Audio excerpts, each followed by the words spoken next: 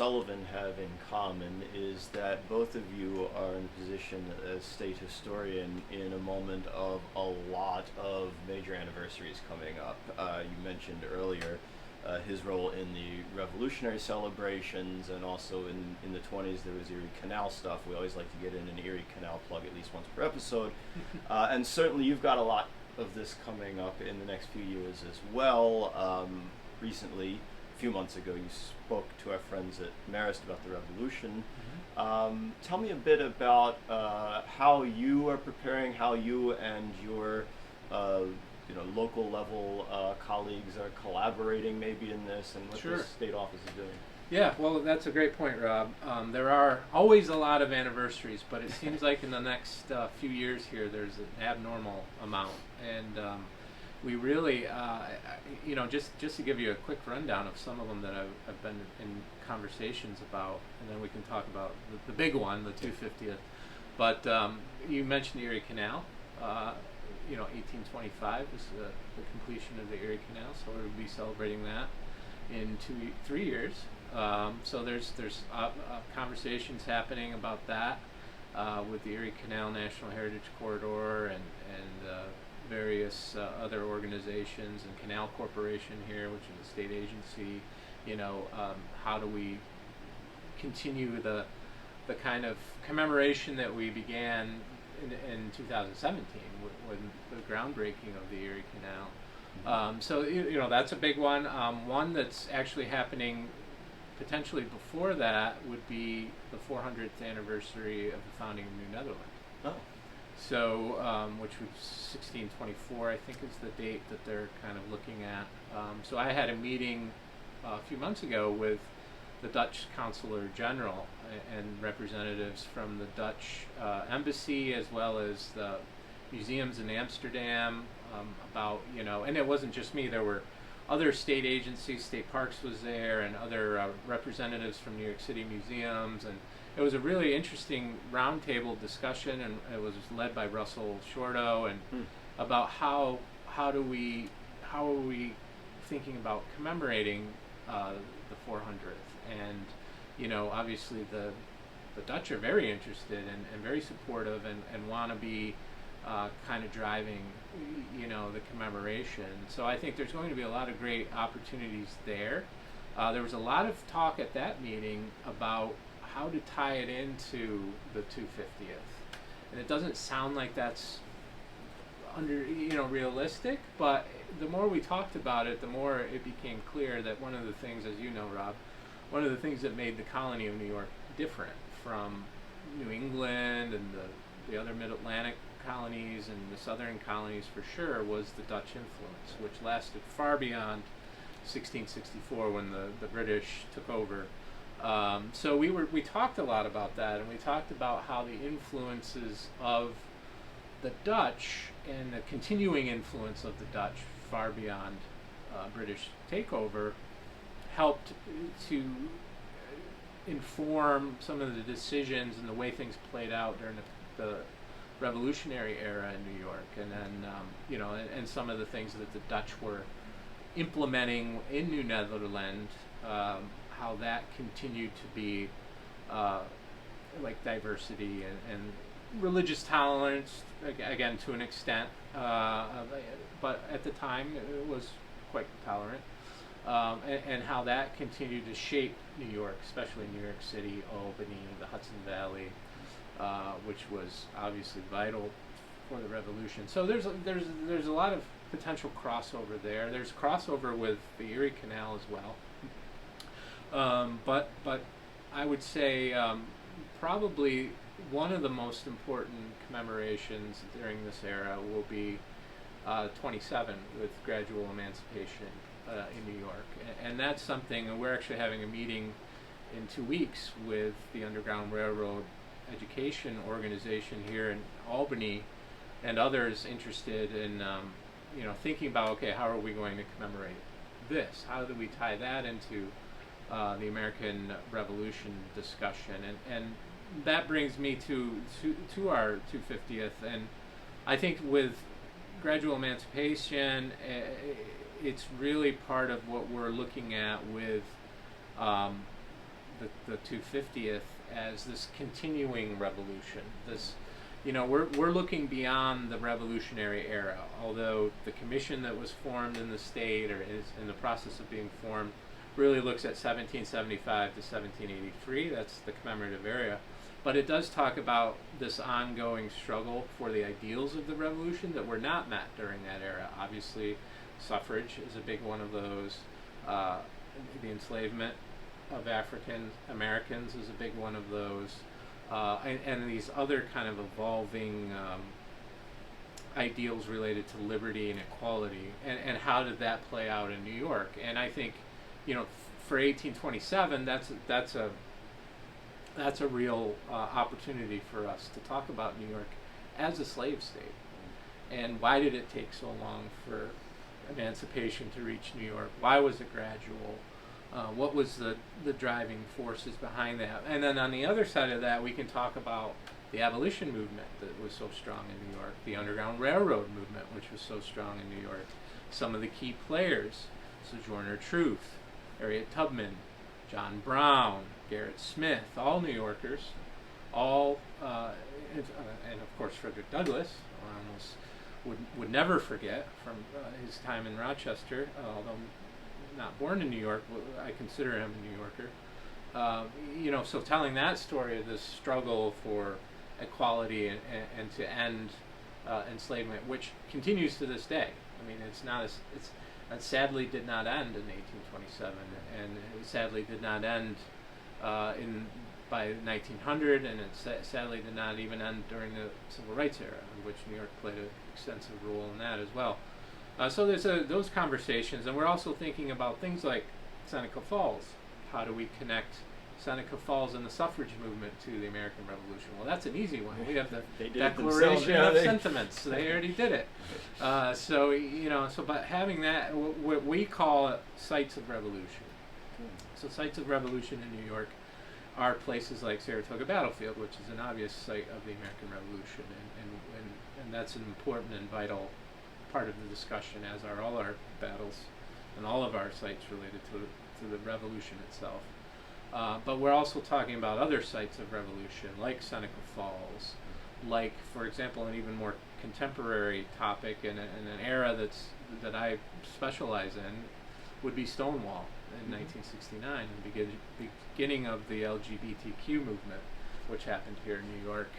We have things like the beginning of the labor movement with the Triangle Shirtwaist tragedy, and this story better than anyone, the progressive era in New York, and the work of Al Smith, and then transitioning into Franklin Roosevelt when he was governor, and then expanding to the New Deal and New York's role in all of that. New York's role in the environmental movement, which David Schuyler has written so wonderfully about in the Hudson Valley, and the origins of really the American environmental movement kind of begin, as we know it at least, in the Hudson Valley. So there's so many of these sites of revolution. As I mentioned, the Underground Railroad sites. We have John Brown's farm in Lake Placid. We have Timbuktu in Lake Placid, which is next door to John Brown's farm, and the two are intertwined.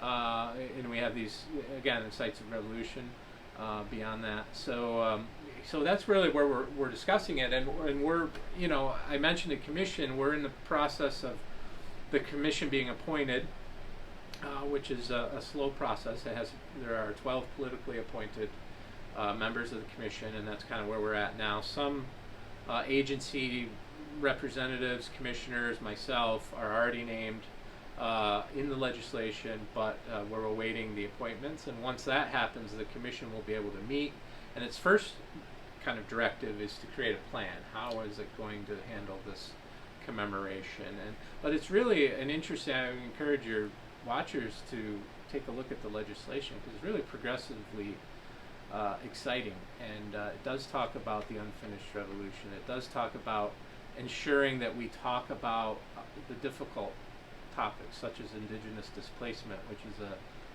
an important and absolutely vital conversation and part of the history in New York State. I mean, we obviously were, as a colony and as an early state, we're so informed by and defined by our indigenous neighbors and nations, and that continuing conversation and how that continues to be played out to this day. So there's a lot of opportunity, I think, in the commission and the legislation, and I think it's exciting to me because as somebody who looks at the whole state and has to deal with the entirety of the state, it helps to convince local government historians or museums in parts of the state that don't necessarily have a direct connection to, say, a battle or a founding father or something, and they say, well, we weren't really, but you say, well, do you have any prominent suffragists? Oh, of course. Well, then we start thinking beyond the revolution, and we also, I think, in my opinion, that not only tells the more complete history and doesn't just pigeonhole the revolution as one event in a nice box. It shows us a history that continues to be discussed, but also continues to be lived out and continues to change and be challenged. But it also expands our audience too.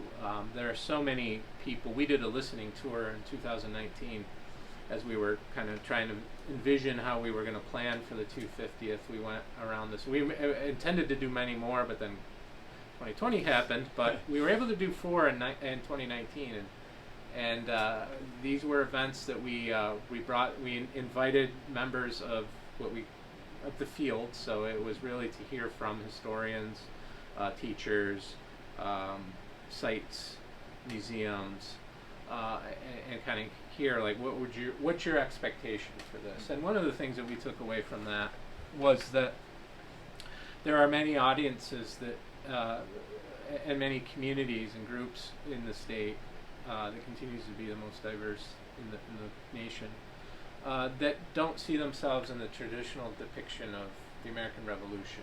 They may be new communities, they may be African American people, they may be women in some cases. It goes on, and because I think they see portrayals that emphasize the battles, the founding fathers, and this kind of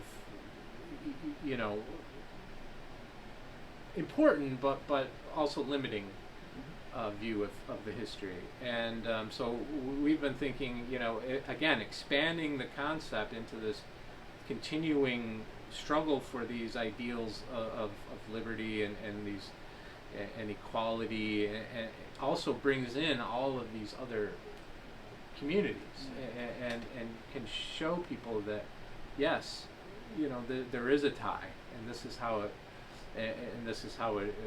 has played out, and it also brings relevance to today. I mean, we live in a very divided society now, and we're dealing with many conversations around equality and liberty and history itself that are very important and in some cases divisive, but it also brings relevance to the history too. And I think you can talk about something like Stonewall, which was not that long ago, right?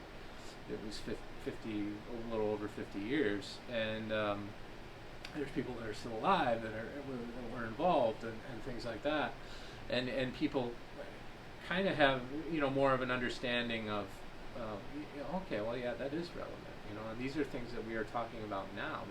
There's new attacks on the liberty that people have, and so that's our hope, and it's a big undertaking, and we're COVID put us behind a couple years for sure, but we're trying to move forward.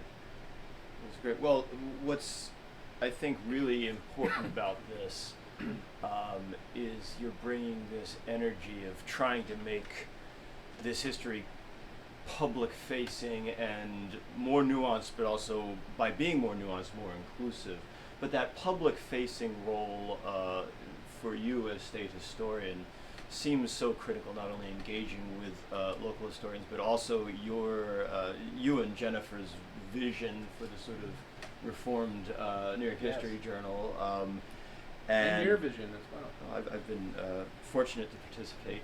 but also your other public-facing work, which I'd love to hear a little bit about, and that is, of course, your podcast, which I mentioned has been critically acclaimed, Yes. and I will uncritically say that it is definitely deserving of much acclaim. So when you're done with this, go. You've probably already seen Devin's. His is much more popular, and rightly so. But I'll say, tell us a little bit about where that came from and, Yeah. and what that work is like. Well, it was an idea that was kind of, I didn't know much about podcasts.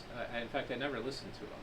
And one of our staff members, my colleagues here, John Abiel, came up when he had been hired, and he used to work on a podcast, I believe, for the National Park Service.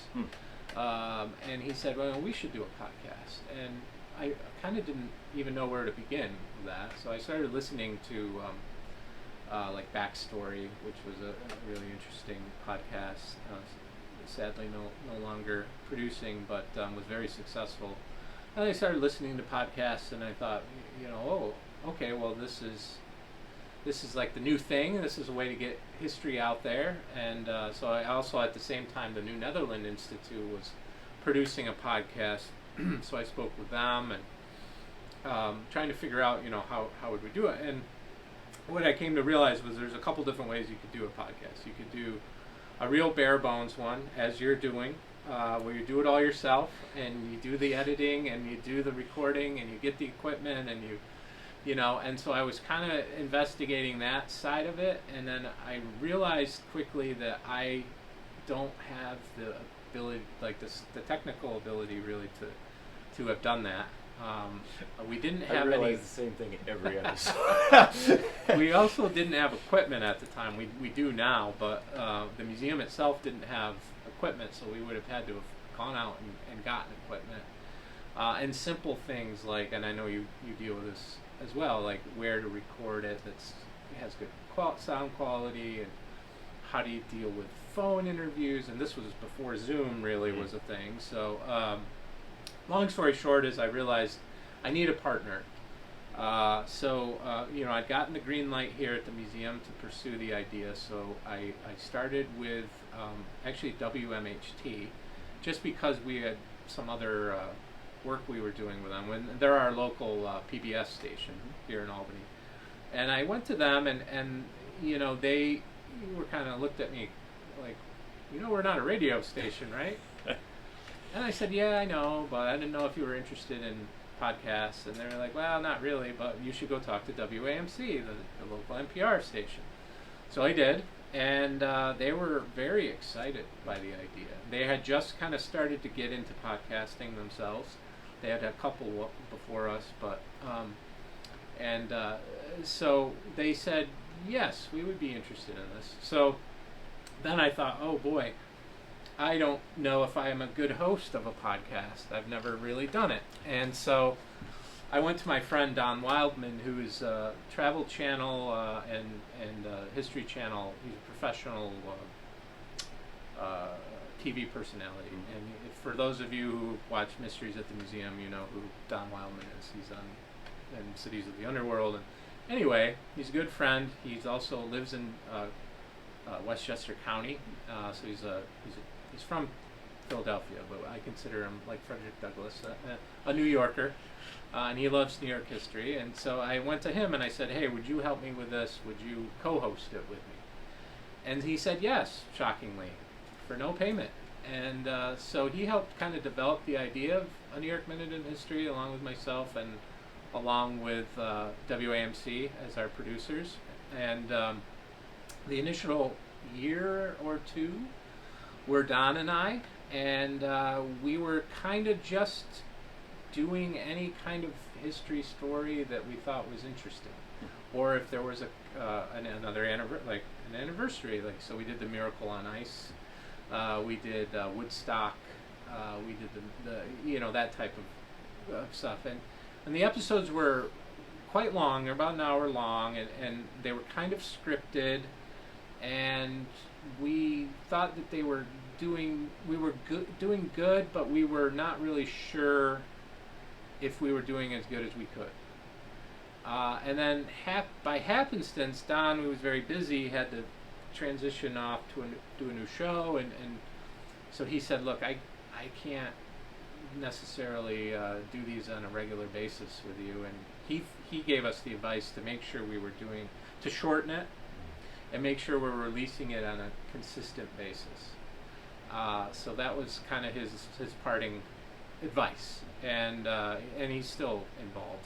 He still helps us. But so I approached the Saratoga County historian Lauren Roberts, who I've known for years, and know she does great work, and also know that she has a good kind of presence, as far as somebody who could co-host with me, and is also local, so that was a little easier, and she agreed, and so we started doing a version of the podcast, and we really kind of had this idea that because the William G. Pomeroy Foundation had been funding us at a certain level for a few years, along with the New York State Humanities Council on the Humanities.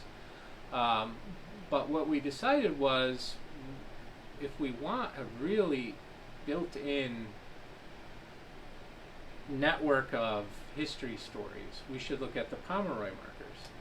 So the Pomeroy Foundation, for those who don't know, is a private foundation that has taken over the role of erecting and producing historic markers around the state. And they're blue and gold, although they're not the cast iron ones. And they have a rigorous process where they require primary source material, and they're very professional, and they're very great, and they're a massive asset for the state. And so we went to them and said, would you like the idea of the podcast, of solely funding the podcast, and then having each episode, the entry point or the topic, be a Pomeroy marker? And they loved the idea. And so they agreed to do a season of that. And so we just completed the second 6-episode season that we did in that model. And the episodes are shorter. They're, sorry, the fire trucks are bellowing out there. But the episodes are half hour or less. They come out at the end of every month. And they're focused on the Pomeroy Foundation. And once we hit that model, with Lauren and I being a little less scripted and more conversational and more engaged, we have usually interviewed 2 people. So we have 2 experts that come in for each episode, sometimes more, sometimes less, but we try to keep it, 1 or 2. And since we've hit that model with Pomeroy's support and WAMC's continued production and recording, is when I think that the podcast has really kind of hit its stride. And that's when we were also awarded the Morrow Awards, which shocked me. But frankly, I'm honored.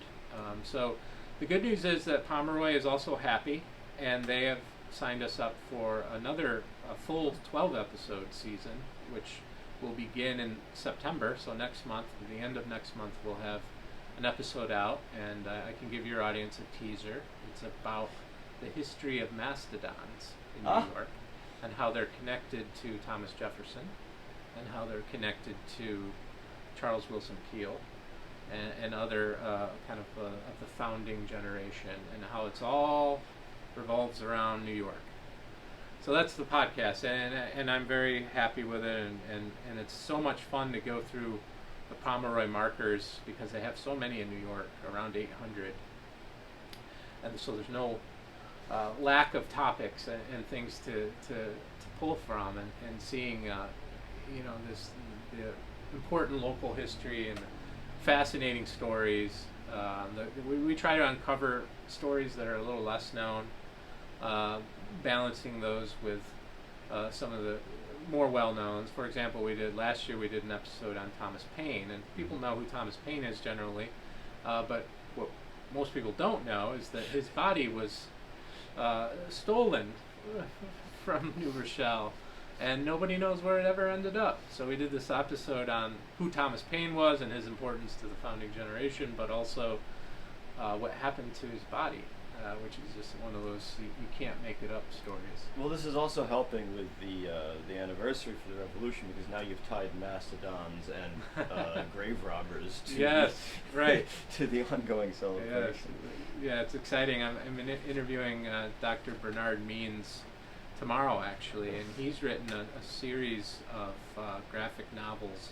He's an anthropologist, but he's written a series of graphic novels about the discovery of these large bones in this country, and he calls them the founding fossils, and it's really true. And it's this whole idea of how the new country was trying to position itself against the old world and against the nations of Europe, and be as prominent in finding large bones showed that there were these massive creatures lived on this North America as well as in Europe, and that we had our monsters too. And it was very important to Thomas Jefferson, Benjamin Franklin. George Washington would take time during the Revolution to go and look at fossils and try to acquire fossils. So, you know, it's this real fascinating story. So stay tuned on that. Absolutely. Well, as we try to envision all at once monsters and revolutions and loud noises randomly coming from outside and a band about to start warming up out there on the mall, it brings to mind this question. What do you have to say about Timothy Leary?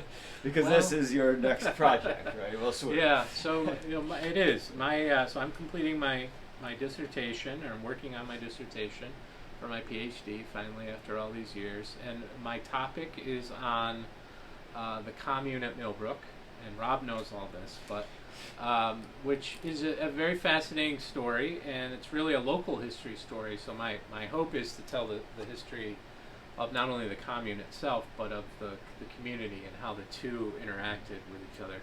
Millbrook was and is a small community in Dutchess County. In the 1960s was quite conservative, quite a mix of large estates and small village and those who worked on the estate. So it was an interesting kind of Hudson Valley locale, and in this pot of what Millbrook was descended Timothy Leary and his band of ex-Harvard professors and graduate students who were experimenting with psychedelic drugs. And this was 1963, so it was very early in this kind of with the 60s.